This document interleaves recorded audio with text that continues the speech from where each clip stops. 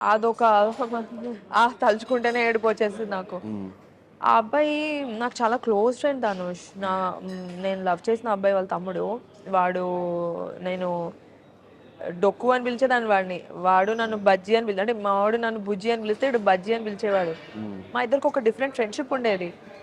రోజు నా boy friend కన్నా బామ్మర్ది అంటే నేను వాడిని బామ్మర్ది అంటా. అబ్బాయిలా బిహేవ్ చేస్తా నేను. వాడితో ఎక్కువ ఫోన్ మాట్లాడేదాన్ని. "అరే ఏంట్రా? అరే ఏం చేస్తున్నావురా?" అని. మేమిద్దరం ఫ్రెండ్స్ అయిపోయాం ఆ ప్రాసెస్‌లో. అంటే మా ఫ్యామిలీస్ పెళ్లి చేసుకుందామని ఫిక్స్ అయిపోయారు. వీడు నేను క్లోజ్ అయ్యాము. వాడు పాపం చాలా అమాయకుడు. కొంగలాగా ఉంటాడు కానీ చాలా అమాయకుడు.